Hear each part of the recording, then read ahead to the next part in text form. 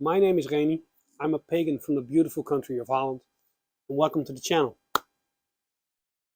I had this video all planned out. 2 weeks ago I thought I'm going to find a nice spot. I know the spot with a beautiful old oak tree. I'm going to sit under that tree and tell you a beautiful story about the king of all trees, the oak. But 14 days ago it started raining. And guess what? It hasn't stopped raining for 14 days. Every day, the whole day. So I'm not going to do a video with the rain pouring down my face. We're back where we usually shoot the videos. That's right here.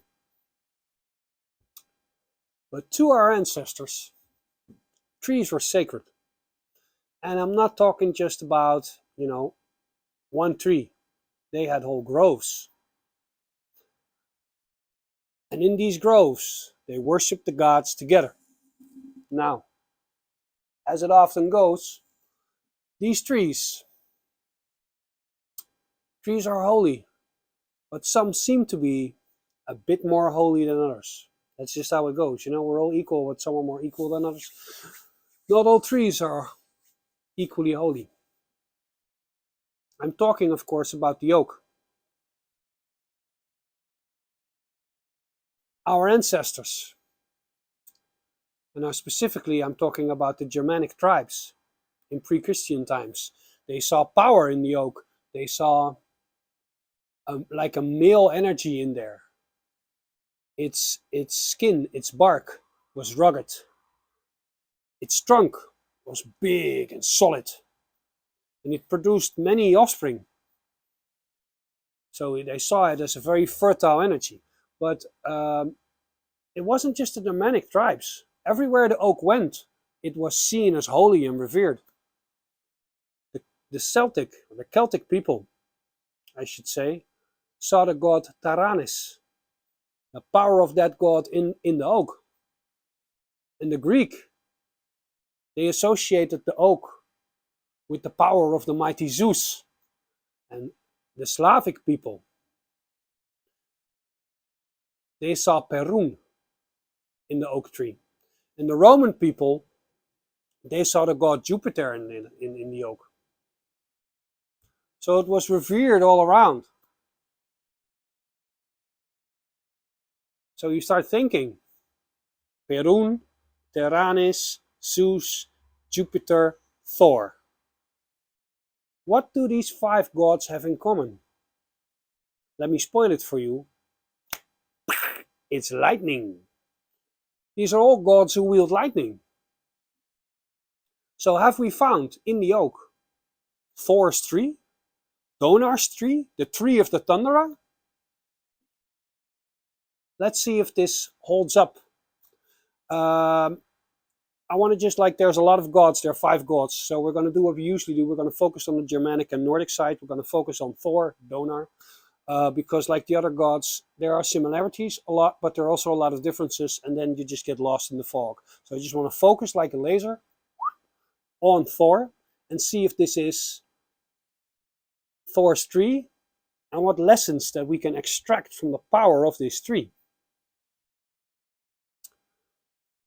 What's the one thing we know of Thor without a shadow of a doubt?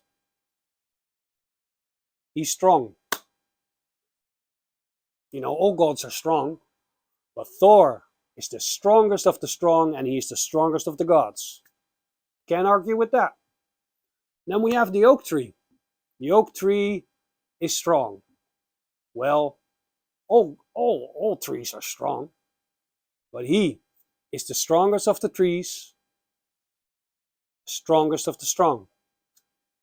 So not only is the oak strong, the tree relates to other trees in the same way that Thor relates to other gods, which makes sense because the other gods are Thor's kin and family, and the other trees are the oak tree's family.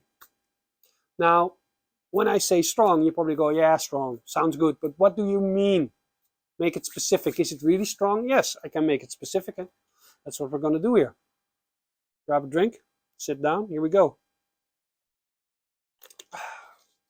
It's iced tea, by the way. I'm doing dry January.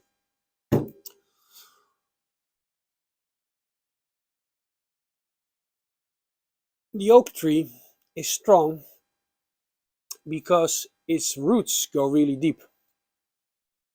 Often when you see forests in Europe, a lot of the times the tallest trees are the oak trees. Why? Because the roots go deep. That means that when the storm comes, they don't blow over. And because they don't blow over, they can just keep growing. There's actually a metaphor there, because we're not so different from trees. You know? If you want to reach really, really high, you have to go really, really low. Meaning, if you face the darkness, you can go to the light because you've conquered the darkness, and then you can go up. But if you just want to reach to the light, you can't get it because there's nothing holding you back. Like I said, we're not so different from trees. I always liked it when, like, the Lakota Native Americans, their word for trees, if you translate it, it's standing people. I like that. We've forgotten, they know that nature is just, trees are also people, but they just stand. They're standing people. I like to think of trees like that. So, it's really tall. And it's really strong. It lasts a long time. Okay, so apparently Thor is strong and the tree strong, sounds good. Second thing you know about Thor. Yeah, you guessed it, lightning. Well, does the tree shoot lightning? Well, not exactly, it doesn't shoot lightning, but is there a connection with the oak tree and lightning? There is. I already told you it's the tallest tree. What do the tallest trees do? They attract lightning. So it gets struck by lightning. Not only is it the strongest tree, it gets struck by lightning more than any other tree. Now, let me take you back. Long time ago, pre-Christian times, forest of Germany, maybe the Zwarte Woud, Black Forest. Our ancestors knew how much force it took to chop down a big tree. How many tough men, and I'm talking, not talking these modern day men, I'm talking like these old pagan men, those real powerhouses who work with their body all day and all night. How much power it took just to slay one tree so they could use it for wood. And then they saw that the mighty lightning coming from Thor himself could slay that tree in just one strike. So you can imagine how impressed they were with the power of the thunderer. But the story goes on and it gets even better. Because the oak tree gets struck by lightning more. Well, a lot of the times it survives. Sometimes there's a piece that gets cut off by lightning and the rest of the tree keeps growing. But also, when you have these big old oak trees, you can find them with scars from the lightning. Meaning their ancestors saw these trees and they knew that even the mightiest of the gods struck them with a blow and they still continued living. Now, if that doesn't make you a sacred tree, I don't know what does. The theory why the oak tree could withstand it was that the roots of the tree went so deep, went just as deep as the branches were high. Like I told you, that metaphor. And they were so deep that they connected with the groundwater. You know, that place where there's always water on the ground. Meaning that if these big trees get struck by lightning, they can somehow act like a conduit. I know wood's a bad conduit, but still, like, a lot of that electricity and that power could be directed back into the earth, so the tree need not explode upon impact. And because these roots, they were so low, and because these branches were so high, these trees were often seen by the priests, by the druid, by the vulva, by the holy man as the axis mundi of the world. meaning everything came together there, and it was the task of that holy man, that druid or that vulva, to use that protective power, to get that energetic charge and to use that to protect the people. Now it's funny because I used the protect word a couple of times. Behind me is Mjolnir, the hammer of Thor. Why do we wear the hammer? I made a separate video on that. The short answer is protection. Thor is the protector of Midgard. And somehow inside this tree is something that protects. Now that's the story. Now what I usually do is I don't just tell you the story, I tell you what I think, what I feel, what I find. Now I've sat under these trees many a long time. I consider the oak tree probably a good friend of mine.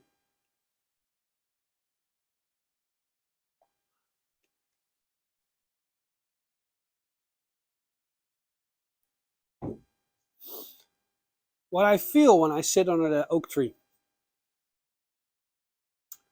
when I feel its skin that's so rugged, and I try to gently go inside of that tree and just feel what's there, what lessons are there.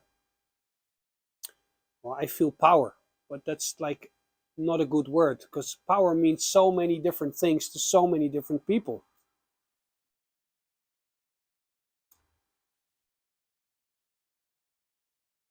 Different trees, different energies. You know, some uplift, some pull you down, some push you forward.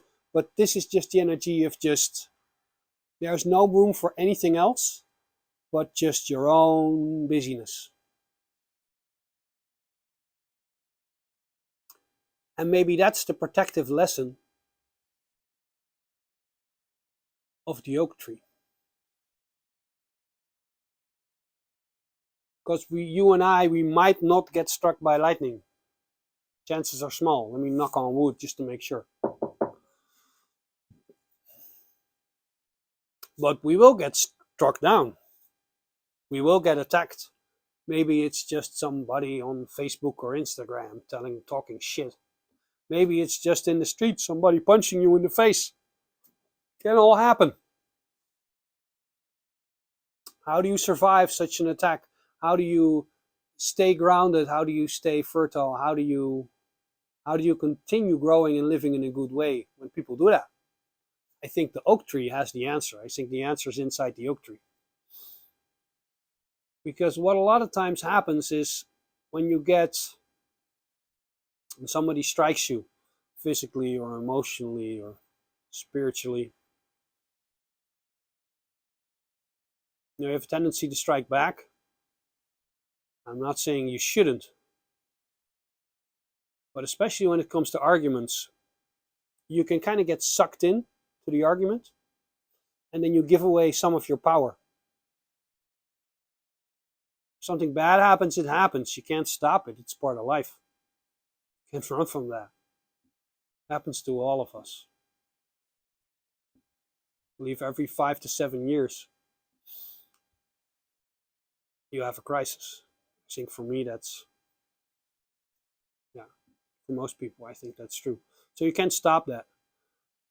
What you can do is you can do what the oak tree does. Keep focusing on your own stuff. Keep focusing on your own growth. Keep focusing on what you can do, and don't get sucked in the stuff that's going on around you. Because you don't have power over other people, you got power over you. So you use that.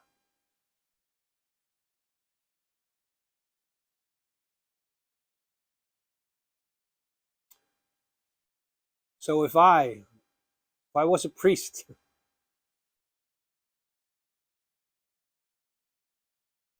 that's probably what I would do. That's probably what I would do to get the protective power out of the oak and to the people, is to share.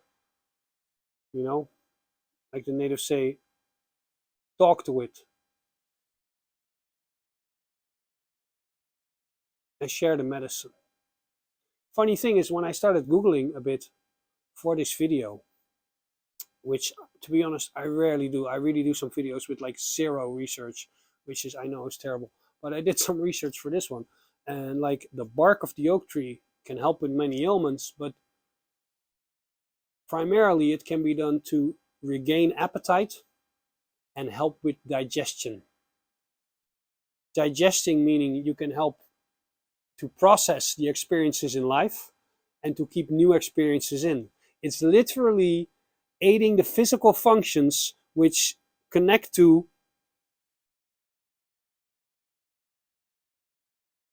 keeping your life moving and not getting stuck. So, I hope you appreciate that. And I hope you remember that. I hope that maybe someday when you like sit next to an oak, you know it a bit better and you can love it maybe just a bit more.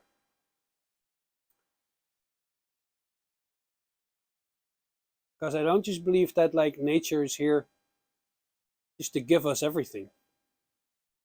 Well, it is, but there's another part to that story, and another part of the story is that I believe that we should give back. And by giving back, I don't mean buying an electric car. I mean, give your love back. So nature can feed itself with your love. I believe that when you speak, the tree listens. But, you know, some of you might not agree. And maybe also remember that, you know, the tree, the oak, mightiest in the forest. But it all came from a tiny little nut. Maybe you also are a tiny little nut. Tiny and fragile and also a bit crazy. But in time, you too can grow like the mighty oak. If you could only just focus on your own power and don't get distracted by what's going on around you, you too shall become the mighty oak. I have to give a bit of a disclaimer, by the way. The oak is the king of the forest, but holly also is kind of the king of the forest. In Dutch we say hulst. But the oak is in the summer and holly is in the winter, so they interchange.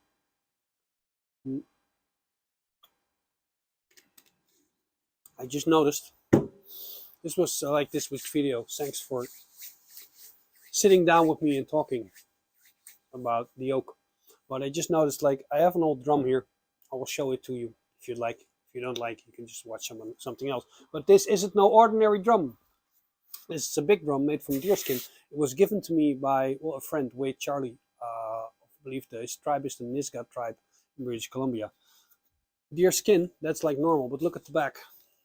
I don't know if you can see it properly or if it focuses, but you have here, these are, in Dutch we say de pezen, but I believe they're the tendons or the loins. They're the things that keep the muscles together.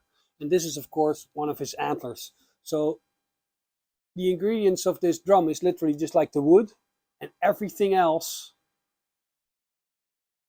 came from the deer. Now this is craftsmanship, and this is a real drum. I wish I could like bang it for you, but it's like, it's cold and wet, so it just sounds like nothing. But if you warm it up, it gives like a mighty thundering sound. When you strike this drum, you know, I should probably do a effing drum video, by the way, telling you about drums. But when you strike this, the bass is so low that like the screws that are in my IKEA furniture, they start vibrating. I doom, and you go, the whole house starts shaking. That's how low this sound is. So maybe in the future, a video about drums. That's all for now. Thanks a million for sharing this time with me, and I'll see you next week. Take care.